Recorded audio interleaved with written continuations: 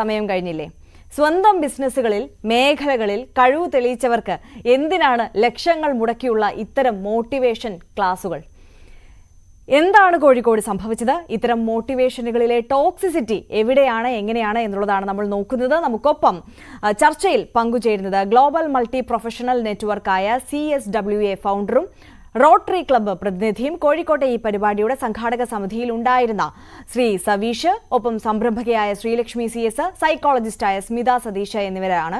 മൂന്നുപേർക്കും ചർച്ചയിലേക്ക് സ്വാഗതം. ഞാൻ ആദ്യം ശ്രീമതി സ്മിതയിലേക്കാണ് പോകുന്നത്. ഡോക്ടർ, നമ്മൾ ഈ തുടക്കത്തിൽ സൂചിപ്പിച്ചതുപോലെ തന്നെ ഈ മോട്ടിവേഷൻ എവിടെയാണ് വേണ്ടി വരുന്നത് എന്നുള്ള ഒരു ചർച്ച അവിടെ നിൽക്കുന്നുണ്ട്. മോട്ടിവേഷൻ ഇപ്പം നമ്മൾ ഒന്ന് ജീവിതത്തിൽ വിഷമിച്ചിരിക്കുകയാണ്, അല്ലെങ്കിൽ നമുക്കൊന്നും ചെയ്യാൻ കഴിയുന്നില്ല, നമുക്ക് കഴിവുണ്ട് എന്ന് തോന്നുന്ന സമയത്തൊക്കെ ആരെങ്കിലും നമ്മളോടൊരു നല്ല വാക്ക് പറഞ്ഞാൽ, നമുക്കൊരു മോട്ടിവേഷനൊക്കെ തന്നാൽ നമുക്കൊരു ഊർജം കിട്ടും. അതിനപ്പുറം ഈ ആരെങ്കിലും വന്നിട്ട് നമ്മളോട് നിങ്ങൾ അത് ഇത് ചെയ്യുക, അങ്ങനെ ചെയ്യണോ, ഇങ്ങനെ ചെയ്യണോ എന്നൊക്കെ പറഞ്ഞു കഴിഞ്ഞാൽ അതാണോ മോട്ടിവേഷൻ? അല്ലെങ്കിൽ അത്തരത്തിൽ ആരെങ്കിലും പറഞ്ഞത് കൊണ്ടെല്ലാം നമ്മൾ ജീവിതത്തിൽ ജയിക്കുകയോ നമ്മളങ്ങ് നന്നായി പോവുകയോ ചെയ്യുമോ? നമ്മുടെ മോട്ടിവേഷൻ അത് നമ്മുടെ ഉള്ളിൽ നിന്ന് വരേണ്ട ഒരു കാര്യമല്ലേ?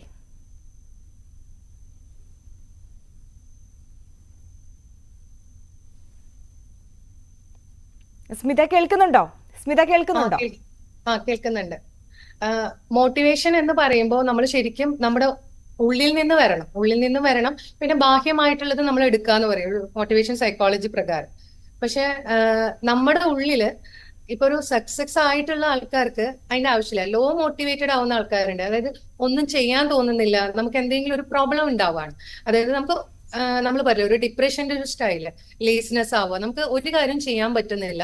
അങ്ങനത്തെ ഒരു രീതിയിൽ വരുമ്പോൾ ശരിക്കും പറഞ്ഞ ഒരു പ്രൊഫഷണൽ ഹെൽപ്പ് എടുത്തിട്ടാണ് നമ്മൾ അവിടെ എത്തിക്കുന്നത്. പക്ഷെ ഒരു മോട്ടിവേഷൻ ടോക്ക് എന്ന് പറയുമ്പോൾ ആളുകളെ അവരിലേക്ക് ഉദ്ദേശിക്കുന്നത് ഒരുപക്ഷെ എനിക്ക് തോന്നിയിരിക്കുന്നത് നമ്മൾ അവരെ ചെയ്യുന്ന കാര്യങ്ങൾക്ക് കുറച്ചും കൂടി നല്ല രീതിയിൽ ഗൈഡ് ചെയ്യുക എന്നുള്ളതാണ്.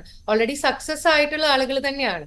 അപ്പൊ ആ ആൾക്കാർക്ക് ഒരു ഗൈഡൻസ് കൊടുക്കുക എന്നുള്ളതിനേക്കാൾ കൂടുതൽ എനിക്ക് അവിടെ ഇരിക്കുന്ന ആൾക്കാർക്ക് അതിനേക്കാൾ കൂടുതൽ മോട്ടിവേറ്റ് ചെയ്യാൻ പറ്റുമെന്ന് എനിക്ക് തോന്നാറുണ്ട്. കാരണം ഈ ബിസിനസ് ചെയ്യുന്ന ആളുകളാണെങ്കിൽ അതിൽ കുറെ സീനിയർ ആയിട്ടുള്ള ആൾക്കാരുണ്ടാവും. അവരുടെ ലൈഫിൽ ഉണ്ടായിട്ടുള്ള എക്സ്പീരിയൻസസ് ഉണ്ടാവും, അനുഭവങ്ങൾ. ആ അനുഭവങ്ങളൊക്കെ തന്നെ മതി ഒരാളിലേക്ക് പറഞ്ഞു കൊടുക്കുമ്പോൾ അത് കേൾക്കാം. ഒരു കേട്ടിരിക്കാൻ പറ്റാൻ ഇൻട്രസ്റ്റ് ഉള്ളവർക്ക് അങ്ങനെ ആവാം. അല്ലാത്തത് ഞാൻ പറഞ്ഞില്ലേ, നമ്മുടെ ഉള്ളിൽ നിന്നാണ് ഒരു മോട്ടിവേഷൻ വേണം എന്നുള്ളത് നമുക്ക് തോന്നേണ്ടത്. അത് നമ്മൾ പറയും ഒരു മാസ്ലോയുടെ തിയറി പ്രകാരം ഹയറാർക്കി ഓഫ് നീഡ്സ് എന്ന് പറയും. അതനുസരിച്ചിട്ടാണ് എന്തെങ്കിലും ഒരു നീഡ്സ് നമുക്ക് ഉണ്ടെങ്കിൽ ആ നീഡ്സ് അല്ലെങ്കിൽ ഗോള് നമുക്ക് സക്സസ് ആവാൻ വേണ്ടിയിട്ട് നമ്മുടെ ഉള്ളിൽ ഒരു ആഗ്രഹം വേണം. അതനുസരിച്ചിട്ടേ നമുക്ക് പോകാൻ പറ്റുള്ളൂ. അത് ഡിഫറെന്റ് ആയിരിക്കും. പലരുടെയും ഇഷ്ടങ്ങളും കാര്യങ്ങളും അവർ കൊടുക്കുന്ന ഇമ്പോർട്ടൻസും പലതായിരിക്കും. ഫെയിം ആയിരിക്കും, ചിലപ്പോൾ ബിസിനസ്സിൽ ഭയങ്കര സക്സസ് ആയിട്ടുള്ള ഇതായിരിക്കാം. അത് ഓരോ പേഴ്സണെ ഡിഫറെന്റ് ആയിട്ടാണ്. അപ്പൊ നമ്മുടെ ക്രൗഡ് ഇരിക്കുന്ന ആൾക്കാരും പല ടൈപ്പാണ് ഉണ്ടാവുന്നത്. അപ്പോ ഇവരുടെ എല്ലാം എന്താണെന്ന് മനസ്സിലാക്കി തന്നെ വേണം നമ്മൾ സംസാരിക്കാൻ. അതിനേക്കാൾ ഉപരി മോട്ടിവേഷൻ വേണം എന്ന് പറയുന്നത് അത് അവര് വിളിച്ചു കൊണ്ടുപോയിട്ടാണല്ലോ ഈ പ്രോഗ്രാം വന്നത്. അപ്പൊ എനിക്ക് തോന്നുന്നത് ഈ മോട്ടിവേഷൻ വേണോ അവർക്ക് എന്നുള്ളത്, എന്തുകൊണ്ടാണ് അവർ വെച്ചത് എന്നുള്ള ചോദ്യം അങ്ങോട്ട് പോകുന്നതായിരിക്കും നല്ലത്. തീർച്ചയായും. സ്മിത, ഞാൻ വേറൊരു കാര്യം കൂടി ചോദിക്കട്ടെ. അതായത് ഈ മോട്ടിവേഷൻ ക്ലാസ്, അനിൽ ബാലചന്ദ്രന്റെ മോട്ടിവേഷൻ ക്ലാസ് നമ്മൾ കണ്ടല്ലോ. ഇത്തരത്തിലുള്ള ടോക്സിസിറ്റി വിളമ്പുന്നതാണോ ശരിക്കുള്ള മോട്ടിവേഷൻ ക്ലാസ്സുകൾ എന്നുള്ളതും ഒരു ചോദ്യമാണല്ലോ. എന്താണ് ഇത്തരം ക്ലാസ്സുകളോടുള്ള സ്മിതയുടെ അഭിപ്രായം? തീർച്ചയായിട്ടും അല്ല. ഇതൊരു അവിടെ ഇരിക്കുന്ന ക്രൗഡ് പല ടൈപ്പിലുള്ള ആൾക്കാരായിരിക്കും ഉണ്ടാവുന്നത്. നമുക്ക് ഒരാളോട് സംസാരിക്കുമ്പോൾ ഒരു നെഗറ്റീവ് വേർഡ്സിൽ പറയുന്ന അല്ലെങ്കിൽ ഒരു ടോക്സിക് ആയിട്ട് നിങ്ങൾ ഒന്നിനും കൊള്ളില്ല എന്ന് പറയുമ്പോൾ ചിലപ്പോൾ എനിക്ക് തോന്നുന്നത് ഇവർ ചിന്തിക്കുന്ന ഒരു രീതി ഈ മോശമായ വേർഡ്സ് പറഞ്ഞ ഒരാളെ വളരെ സ്ട്രോങ് ആക്കി കൊണ്ടുവരാമെന്ന് വെച്ചിട്ടായിരിക്കാം. പക്ഷെ അതല്ല, അങ്ങനെയല്ല മോട്ടിവേഷൻ ആണെങ്കിലും എന്താണെങ്കിലും എല്ലാറ്റിനും ഒരു മര്യാദയുണ്ട്, ഒരു എത്തിക്സ് ഉണ്ട്. നമ്മുടെ മുമ്പിൽ ഇരിക്കുന്ന ആൾക്കാരെ ബഹുമാനിക്കണം. അവിടെ ഇരിക്കുന്ന ആൾക്കാരെ നമ്മളെക്കാളും അറിവുള്ള ആൾക്കാരാണ്. നമ്മളെ ഒരു ക്ലാസ് എടുക്കണോ അല്ലെങ്കിൽ ഒരു പ്രോഗ്രാമിന് വരുന്നു എന്ന് വെച്ചിട്ട് നമ്മളെല്ലാം കംപ്ലീറ്റ് ആയി എന്നുള്ളതല്ല. ഇത് ഫുള്ള് നെഗറ്റീവാണ്. ഞാനും അത് കേട്ടപ്പോ എനിക്ക് തോന്നി എന്താ ഇങ്ങനെ പറയുന്നത്. കാരണം മുമ്പിൽ ഇരിക്കുന്ന ആളുകളെ അത്രയും മോശമായ വേർഡ്സ് വെച്ചിട്ട് പറയുമ്പോൾ ആരായാലും അത് അവർ അറ്റ്ലീസ്റ്റ് റിയാക്ട് ചെയ്തു. അതാണ് ഏറ്റവും പ്രധാനപ്പെട്ട ഒരു കാര്യം. ഈ റിയാക്ട് ചെയ്യാൻ പോലും പറ്റാത്ത ആളുകളുണ്ട്. എല്ലാം അനുസരിക്കുക, നമ്മള് ശരിയല്ലാത്തതിനെ റിയാക്ട് ചെയ്യാൻ വേണം. ഇതല്ല ഒരു മോട്ടിവേഷന്റെ രീതി. ഒരാളെ ചീത്ത വിളിക്കുന്നതോ അല്ലെങ്കിൽ ഒരാളെ നിങ്ങള് എനിക്ക് തോന്നുന്ന നമ്മളൊരു അബ്യൂസീവ് വേർഡ്സ് പറഞ്ഞിട്ട് അവരെ മുന്നോട്ട് വരുന്നതിനെ തടഞ്ഞു നിർത്തുകയാണ് ചെയ്യുന്നത്. അപ്പൊ ഞാനൊരു വലിയൊരാളാണ്, അതുകൊണ്ട് ഞാൻ സംസാരിക്കുന്നിടത്ത് വേറെ ആള് വേണ്ട, എനിക്കിതിനെ കുറിച്ചിട്ട് വളരെയധികം നോളജ് ഉണ്ട്, അതുകൊണ്ട് നിങ്ങൾ വരരുത്. അങ്ങനെയല്ല, ആ ഒരു ആറ്റിറ്റ്യൂഡ് ശരിയായ രീതിയല്ല. പിന്നെ ഇപ്പൊ നേരത്തെ ഞാൻ കേട്ടു, അതിന്റെ ഓഡിയോ കേൾക്കുന്ന സമയത്ത് അത് കണ്ടിരുന്നു. ഒട്ടും അത് ശരിയായ രീതിയല്ല. അതിനെ കുറിച്ചിട്ടൊന്നും ഒരു സപ്പോർട്ട് ചെയ്യാൻ പോലും പറ്റില്ല ആ ഒരു രീതി. തീർച്ചയായും. നമുക്കൊപ്പം സംരംഭക ശ്രീലക്ഷ്മി കൂടി ചേരുന്നുണ്ട്. ശ്രീലക്ഷ്മിക്ക് ഇതേക്കുറിച്ച് കൂടുതൽ പറയാനുള്ള പോയിന്റ്സുകൾ ഉണ്ടാവും എന്നുകൂടി ഞാൻ കരുതുകയാണ്. കാരണം ഒരു വളരെ സക്സസ്ഫുൾ ആയിട്ടുള്ള ബിസിനസ്സുകാർ പങ്കെടുക്കുന്ന ഒരു കോൺക്ലേവിലാണ് ഈ മോട്ടിവേഷൻ ക്ലാസ് നടന്നത് എന്നുള്ളതാണ് ഏറെ ശ്രദ്ധേയം. ഈ സ്വന്തം നിലയിൽ സ്വന്തം മേഖലയിൽ കഴിവ് തെളിയിച്ചവർക്ക് ഇത്തരത്തിൽ ലക്ഷങ്ങൾ മുടക്കിയുള്ള മോട്ടിവേഷൻ ക്ലാസ്സുകളുടെ ആവശ്യമുണ്ടോ ശ്രീലക്ഷ്മി?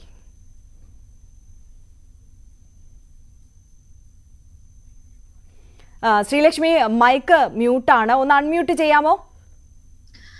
ഓക്കെ. അങ്ങനെ ഒരു മോട്ടിവേഷൻ ക്ലാസ് സംരംഭക എന്ന നിലയിൽ എനിക്ക് വേണമെന്ന് എനിക്ക് ഇതുവരെ തോന്നിയിട്ടില്ല. ഒരു ബിസിനസ്സിലേക്ക് വരുന്ന ഓരോ വ്യക്തികളും ഉള്ളിന്റെ ഉള്ളിൽ ഒരു ഫയറും പാഷനും ഒക്കെ ആയിട്ട് വരുന്നതാണ്.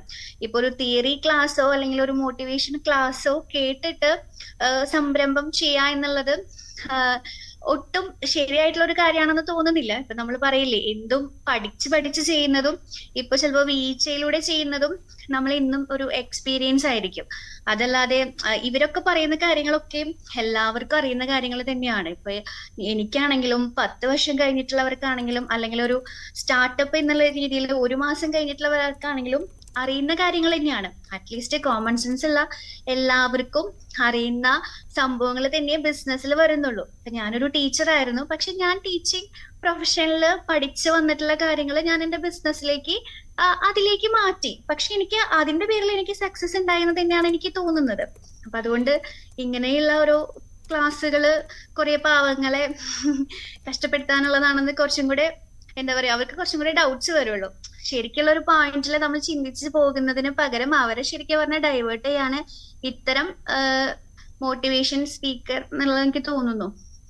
തീർച്ചയായും ശ്രീലക്ഷ്മി പറഞ്ഞതിൽ ഒരു കാര്യമുണ്ട്. അതായത് തങ്ങൾ ചെയ്യുന്നത് ശരിയാണോ, അയ്യോ ഇത് തെറ്റിപ്പോയോ, ഈ മോട്ടിവേഷണൽ സ്പീക്കർ പറയുന്നത് മാത്രമാണോ ശരി, അപ്പം തങ്ങൾ സ്വന്തം ജീവിതത്തിൽ അല്ലെങ്കിൽ മേഖലയിൽ ചെയ്തുകൊണ്ടിരുന്നതൊക്കെ തെറ്റായി പോയോ, ഈ സോ കോൾഡ് സക്സസിലേക്ക് എത്തിയില്ലെങ്കിൽ അത് വലിയൊരു പ്രശ്നമാകുമോ എന്നൊക്കെയുള്ള സംശയങ്ങൾ ഈ ക്ലാസ്സുകൾ പങ്കെടുക്കുന്ന ഇപ്പോൾ ബിസിനസ്സുകാർ മാത്രമല്ല, ആരാണോ ആ ക്ലാസ്സിൽ പങ്കെടുക്കുന്നത് അവർക്കെല്ലാം തോന്നുന്ന ഒരു കാര്യമാണ്. നമ്മൾ എങ്ങും എത്തിയില്ല, നമ്മൾ ജീവിതത്തിൽ വലിയൊരു സീറോ ആണ് എന്ന് വരുത്തി തീർക്കാനുള്ള ഒരു ശ്രമം ഇത്തരത്തിലുള്ള മോട്ടിവേഷണൽ സ്പീക്കേഴ്സിന്റെ ഭാഗത്ത് നിന്ന് ഉണ്ടാകുന്നുണ്ട്. ഇവരതിൻ്റെ മറ്റൊരു വശത്തിലൂടെയാണ് പറയുന്നത് എങ്കിൽ പോലും, അതായത് മോട്ടിവേറ്റ് ചെയ്യുക അല്ലെങ്കിൽ ജീവിതത്തിലേക്ക് ജയിക്കാൻ വേണ്ടിയുള്ള ഊർജം പകരുകയാണ് എന്ന് പറഞ്ഞുകൊണ്ടാണ് ഇത്തരം കാര്യങ്ങൾ പറയുന്നത്. പക്ഷേ ഇതിലെ ടോക്സിസിറ്റി എന്ന് പറയുന്നത്, അതായത് ഇത്ര വയസ്സിനുള്ളിൽ ഈ നിലയിൽ എത്തിയില്ലെങ്കിൽ, ഇത്രയും പണം സമ്പാദിച്ചില്ലെങ്കിൽ നിങ്ങൾ ജീവിതത്തിൽ ജയിച്ചില്ല, നിങ്ങൾ സീറോയായി, നിങ്ങൾ പരാജയപ്പെട്ടു, അങ്ങനെ മാനസികമായി തളർത്തുകയല്ലേ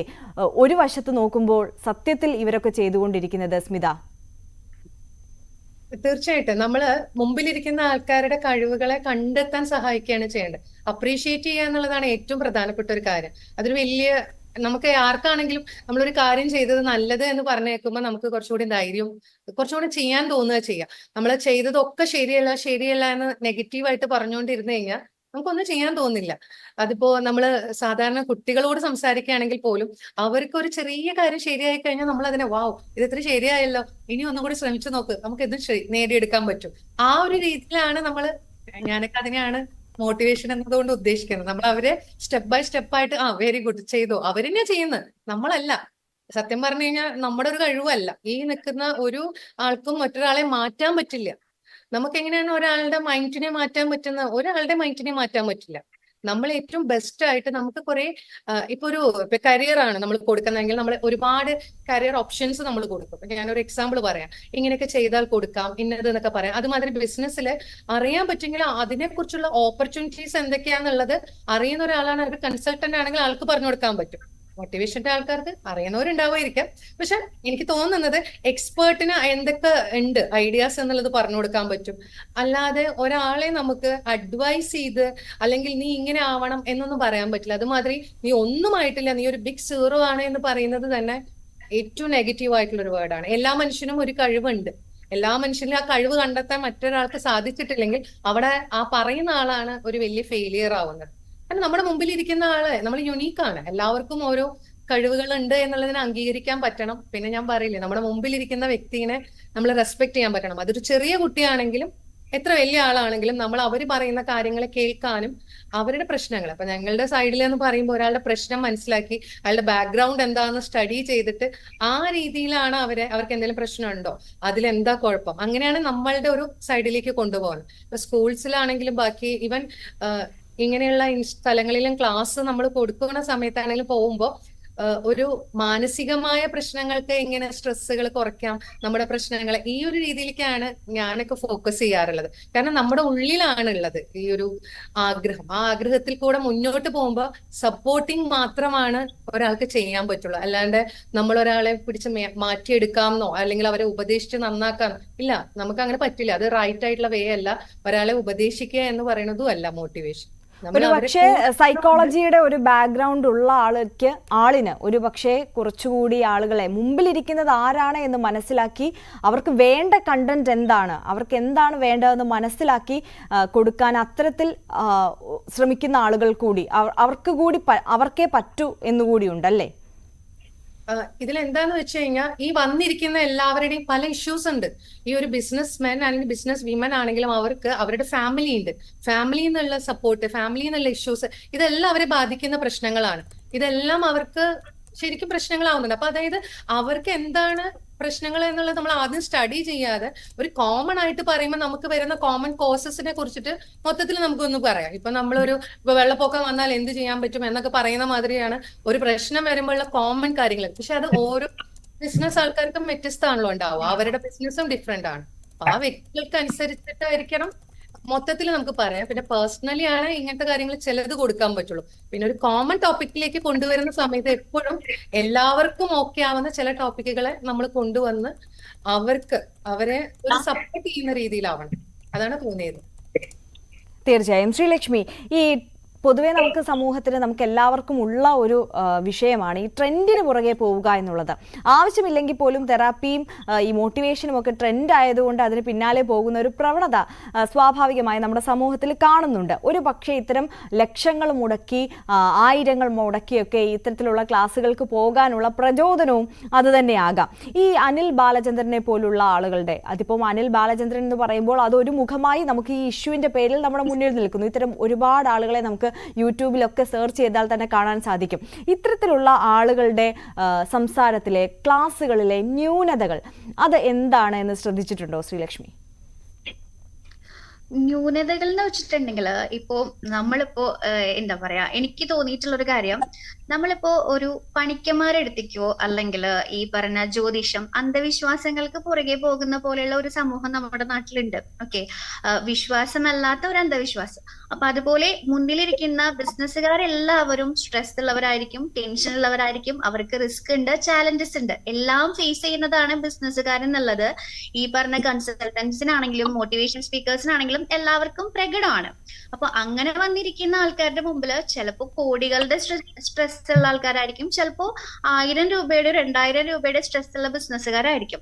അവരുടെ മുൻപിൽ വന്ന് അവർ കുറച്ച് ഒച്ചയിൽ സംസാരിക്കുന്നു, അല്ലെങ്കിൽ കുറച്ചൊരു എന്താ പറയാ ആ ഒരു രീതിയിലൊക്കെ സംസാരിക്കുമ്പോൾ എനിക്ക് തോന്നുന്നു അവര് ആ ഒരു എന്തൊക്കെയോ അവർ പഠിപ്പിക്കാൻ ശ്രമിക്കുകയാണ്. കാരണം അങ്ങോട്ടും ഇങ്ങോട്ടും ഒരു കോൺവെർസേഷനോ അല്ലെങ്കിൽ ഒരു ഡൗട്ട്സ് ചോദിക്കാന്ന് പറഞ്ഞിട്ടുണ്ടെങ്കിൽ അവർ പറയുന്നതിനല്ലാത്ത ഒരു രീതിയിൽ നമ്മൾ ഡൗട്ട്സ് ചോദിച്ചാൽ അവർക്ക് ആൻസർ ചെയ്യാൻ ഉണ്ടായിരിക്കില്ല.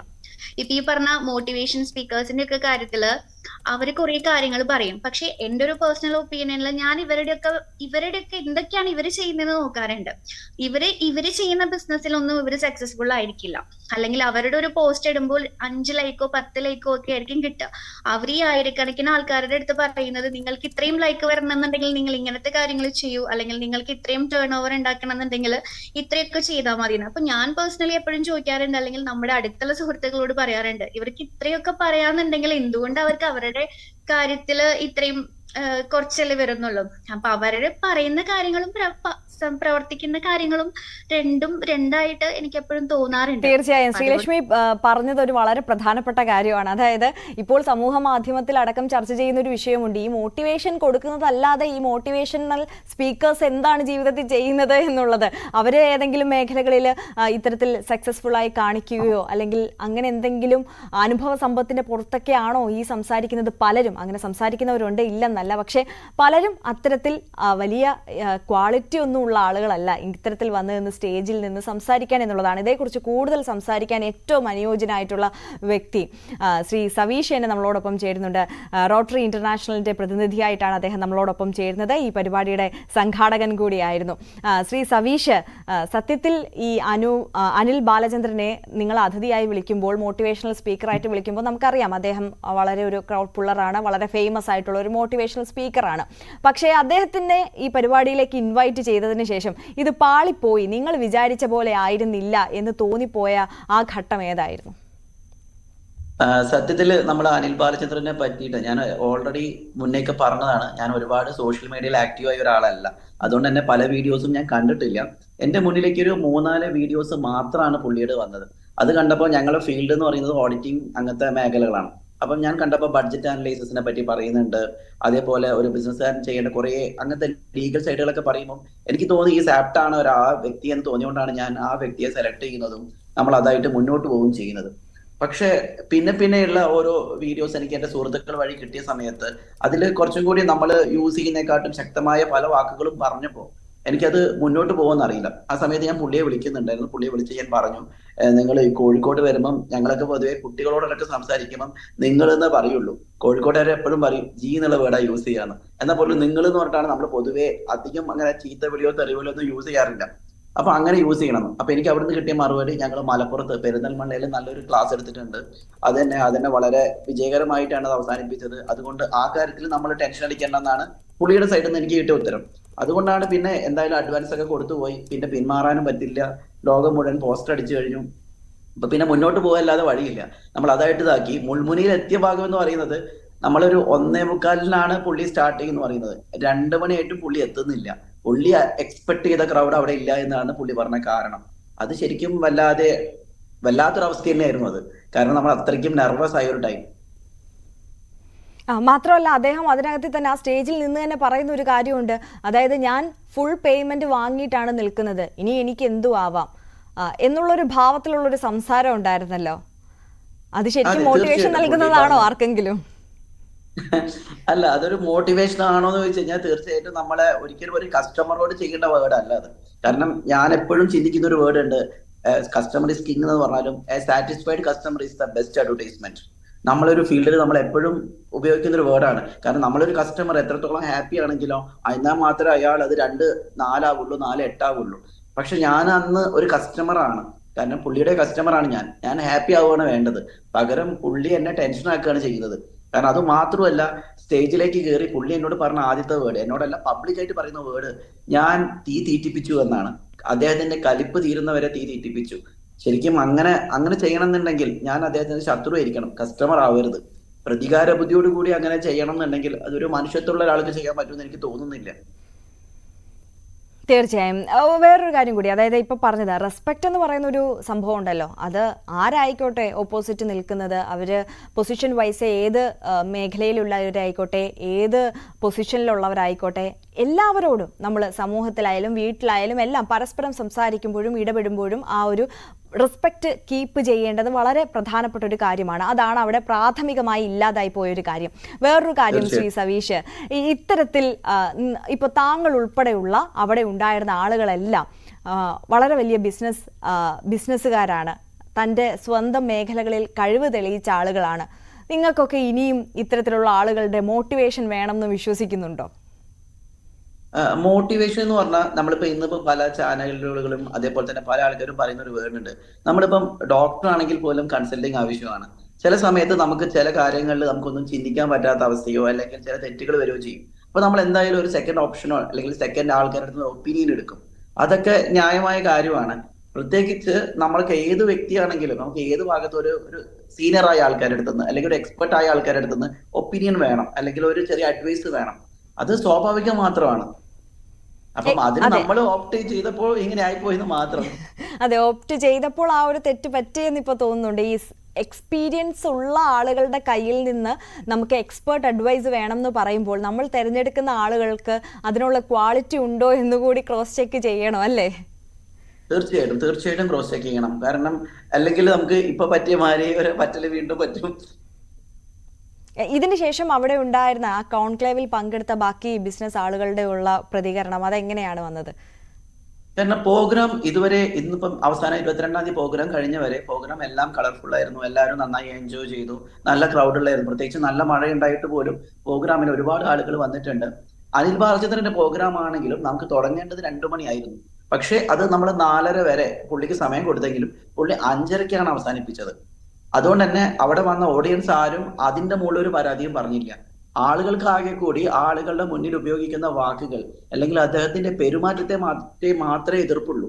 കാരണം പുള്ളി ഉപയോഗിച്ചിരിക്കുന്ന ചില വാക്കുകൾ നമുക്കൊരു സാധാരണക്കാരന് കേട്ടു നിൽക്കാൻ പറ്റുന്നതിനെക്കാട്ടും കൂടുതലായിരുന്നു. കാരണം പുള്ളി ആ ലേറ്റ് ആയതിനെ ന്യായീകരിക്കുകയാണ് ചെയ്യുന്നത്.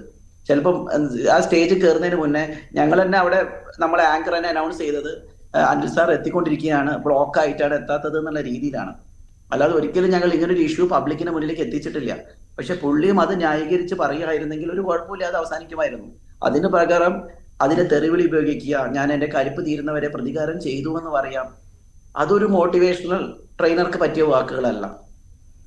തീർച്ചയായും പറഞ്ഞോളൂ തുടർന്നോളൂ. അല്ല, അവിടെ മാത്രമാണ് നമുക്കൊരു അബദ്ധം പറ്റിയത്. കാരണം നമ്മൾ പുള്ളിയോട് പറയുകയും ചെയ്തിട്ടുണ്ട് അങ്ങനത്തെ അനാവശ്യമായ വേർഡുകൾ. കാരണം പുള്ളി ഓൾറെഡി എനിക്ക് തോന്നുന്നത് പണത്തിന്റെ അഹങ്കാരം കയറിയതായിരിക്കാം. കാരണം അതുവരെ എനിക്ക് കിട്ടിയ വീഡിയോസ് ഒക്കെ നല്ല ക്ലാസ്സുകൾ തന്നെയായിരുന്നു. പക്ഷെ പിന്നെ പുള്ളി പറയുന്ന വാക്കുകളിലൊക്കെയാണ് ഞാൻ അവിടെ നിന്ന് തന്നെ ആ സ്റ്റേജിൽ തന്നെ പുള്ളി പറഞ്ഞൊരു വേർഡ് ഉണ്ട്, ഈ സ്റ്റേജും ഈ പൈസയും എനിക്ക് വാങ്ങാൻ പറ്റും, ഞാനൊരു മൾട്ടി മില്യനിയർ ആണെന്ന്. ആ വാക്കുകളൊക്കെ അഹങ്കാരം സൂചിപ്പിക്കുന്ന വാക്കുകളാണ്. എത്ര വലിയ കോടീശ്വരനാണെങ്കിലും ഒരിക്കലും അങ്ങനെ പറയാൻ പാടില്ല. തീർച്ചയായും അത്തരത്തിലാവരുത് മോട്ടിവേഷൻ ക്ലാസ്സുകൾ. എന്തായാലും അവിടെ ഉണ്ടായിരുന്നവർ ആ സ്പോട്ടിൽ തന്നെ റിയാക്ട് ചെയ്തു എന്നുള്ളത് വളരെ മാതൃകാപരമായിട്ടുള്ളൊരു കാര്യം തന്നെയാണ്. ഞാൻ ശ്രീമതി സ്മിതയിലേക്ക് കൂടി പോവുകയാണ്. നമ്മൾ ഈ പറഞ്ഞ ഈ മ്യൂച്വൽ റെസ്പെക്റ്റും ഉണ്ടല്ലോ, അത് നമുക്ക് എവിടെ കിട്ടുന്നു, നമ്മൾ അംഗീകരിക്കപ്പെടുന്നുണ്ടോ, നമുക്ക് അർഹമായിട്ടുള്ള ബഹുമാനം കിട്ടുന്നുണ്ടോ എന്നുള്ളതും ഇത്തരത്തിലുള്ള ടോക്സിസിറ്റികളോട് നോ പറയേണ്ടതും ഏറെ അനിവാര്യതയല്ലേ? അത് എല്ലാവരും, അത് നമ്മൾ എവിടെ നിൽക്കുന്നു, ഏത് മേഖലയിൽ പ്രവർത്തിക്കുന്നു, എല്ലാവരും ശ്രദ്ധിക്കേണ്ട ഒരു കാര്യം കൂടി. തീർച്ചയായിട്ടും നമ്മള് നേരത്തെ പറഞ്ഞ മാതിരി തന്നെയാണ്. ഞാൻ മുമ്പ് പറഞ്ഞല്ലോ, മോട്ടിവേഷൻ സൈക്കോളജി എന്ന് പറഞ്ഞിട്ട് തന്നെ ഉണ്ട്. നമ്മള് അതിനാണ് ഞാൻ പറഞ്ഞ ഹൈറാർക്കി ഓഫ് നീഡ്സ് എന്ന് പറഞ്ഞത്. പക്ഷെ എന്താണോ നമ്മുടെ ആവശ്യങ്ങൾ അതിനനുസരിച്ചിട്ടാണ് നമ്മൾ പോകുന്നത്. പക്ഷെ നമ്മളുടെ അടുത്തേക്ക് പറയുന്ന നെഗറ്റീവ് വേർഡ്സിന് നെഗറ്റീവായിട്ട് പറയുന്ന കാര്യങ്ങൾ നമ്മൾ അക്സെപ്റ്റ് ചെയ്യണമെന്നില്ല. അത് എത്ര വലിയ ആളാണെങ്കിലും ശരിയല്ലാത്തതിന് ശരിയല്ല എന്ന് പറയാൻ നമുക്ക് സാധിക്കണം. അതാണ് ആദ്യമേ തന്നെ നമ്മൾ പറഞ്ഞു, നന്നായിട്ടാണ് അവർ റിയാക്ട് ചെയ്തത്. ഒരുപക്ഷെ ഈ ഒരു സ്റ്റേജിൽ അത് റിയാക്ട് ചെയ്തിട്ടില്ലായിരുന്നെങ്കിൽ ഇത് വീണ്ടും വേറെ എവിടെയെങ്കിലും വീണ്ടും വരുവുള്ളൂ. ശരിയല്ലാത്തതിനെ അക്സെപ്റ്റ് ചെയ്യേണ്ട ആവശ്യമല്ല. ശരിയല്ല എന്ന് പറയണം. അത് ഏത് ബന്ധങ്ങളിലാണെങ്കിലും ഏത് തരത്തിലുള്ള റിലേഷൻഷിപ്പ് ആണെങ്കിലും എന്തിലും ഓക്കെ അല്ലാത്തതിനെ ഓക്കെ അല്ല, അത് തന്നെ നമ്മൾ പറയാൻ പഠിക്കണം. ശ്രീ സവീഷ്, ഇനിയും ഇതുപോലുള്ള മോട്ടിവേഷണൽ ക്ലാസ്സുകൾ സംഘടിപ്പിക്കുവോ? കൗതുകം കൊണ്ട് ചോദിച്ചതാണ് കേട്ടോ. തീർച്ചയായിട്ടും നമ്മൾ ഒരു കോൺക്ലേവിന്റെ ഭാഗമായതുകൊണ്ട് മാത്രമാണ് അതിലൊരു നിറം ചേർത്താൻ ഒരു മോട്ടിവേഷൻ ആവശ്യമാണെന്ന് തോന്നിയത്. കാരണം അന്ന് അത് മാത്രമല്ലായിരുന്നു പ്രോഗ്രാം, പാനൽ ഡിസ്കഷൻ ഉണ്ടായിരുന്നു. കാരണം ഏറ്റവും സക്സസ്ഫുൾ ആയ പല ഓണ്ടർപ്രണേഴ്സും വന്ന്, അതായത് ബിസിനസ് ടൈക്കൂൺസ് തന്നെ പറയാം, ഇപ്പൊ കല്യാൺ ഗ്രൂപ്പ്, അതേപോലെ ഹെഡ് എക്സിക്യൂട്ടീവ്സ്, അങ്ങനെ പല സ്ഥലത്തുനിന്നും ആളുകൾ വന്ന്, നമ്മുടെ മൈത്ര, കാഫ്, അങ്ങനെ പല കമ്പനികളും വന്ന് അവിടെ അവരുടെ അനുഭവങ്ങൾ ഷെയർ ചെയ്തിട്ടുണ്ട്. സെക്കൻഡ് പാർട്ട് ഉച്ചയ്ക്ക് ശേഷമായിരുന്നു ബിസിനസ് ട്രെയിനിങ് ഉണ്ടായിരുന്നത്. അപ്പം ഇനിയുള്ളത് സൂക്ഷിച്ചേ ചെയ്യുള്ളൂ. അടുത്തൊരു പ്രോഗ്രാം എപ്പോഴെങ്കിലും കണ്ടക്ട് ചെയ്യുകയാണെങ്കിൽ ട്രെയിനറെ വിളിക്കുമ്പോൾ സൂക്ഷിച്ചേ ചെയ്യുള്ളൂ. തീർച്ചയായും. ഞാൻ അവസാനമായി ശ്രീലക്ഷ്മിയിലേക്ക് കൂടി ഒന്ന് പോവുകയാണ്. ശ്രീലക്ഷ്മി, ഇത്തരം മോട്ടിവേഷൻ വേണമെന്ന് ആഗ്രഹിക്കുന്ന സംരംഭകരോട് എന്താണ് ഒരു സംരംഭക എന്നുള്ള നിലയിൽ പറയാനുള്ളത്?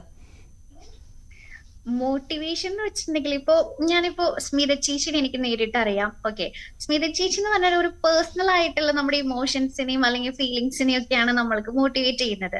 പക്ഷെ ഒരു ബിസിനസ്സിന് എനിക്കിപ്പോ എത്ര മോട്ടിവേഷൻ കിട്ടിയിട്ടും എനിക്ക് കാര്യമില്ല. എന്റെ ബിസിനസ്സുകാരെ സംബന്ധിച്ചിട്ട് അല്ലെങ്കിൽ ഒരു സാധാരണ ആൾക്കാരെ സംബന്ധിച്ചിട്ട് കയ്യില് നമുക്ക് ചെയ്യാനുള്ള പൈസയും നമുക്കുള്ള ഐഡിയാസും നമ്മളുടെ ഡെഡിക്കേഷൻ, നമ്മളുടെ എഫേർട്ട്, ഹാർഡ് വർക്ക് അല്ലെങ്കിൽ നമ്മുടെ പാഷൻ ഇതുണ്ടെങ്കിൽ മാത്രമാണ് എന്തൊക്കെ മോട്ടിവേഷൻ കേട്ടാലും എന്തൊക്കെ ചെയ്താലും ബിസിനസ്സിന് ഗ്രോത്ത് ഉണ്ടാവുള്ളൂ.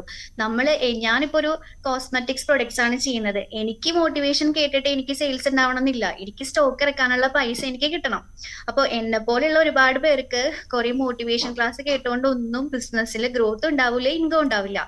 പിന്നെ ഈ പറഞ്ഞ സാറ് നേരത്തെ പറഞ്ഞ പോലെ കൺസൾട്ടൻസ്, നമുക്കൊരു പ്രശ്നം വരുമ്പോൾ നമുക്കൊരു ഡോക്ടറെ കാണുന്ന പോലെ തന്നെയാണ്. പക്ഷെ ആയിരക്കണക്കിന് ആളുകളുടെ ഇടയ്ക്ക് ഒരാൾ സ്റ്റേജിൽ നിന്ന് പറയുന്നത് 1000 പേർക്കും 1000 പ്രശ്നങ്ങളായിരിക്കും. ഇപ്പൊ ഡോക്ടറെ അടുത്തേക്ക് പോകുന്നത് നമ്മൾ ഒരു ക്യാബിനിൽ നമ്മൾ മാത്രമല്ലേ ഉള്ളൂ.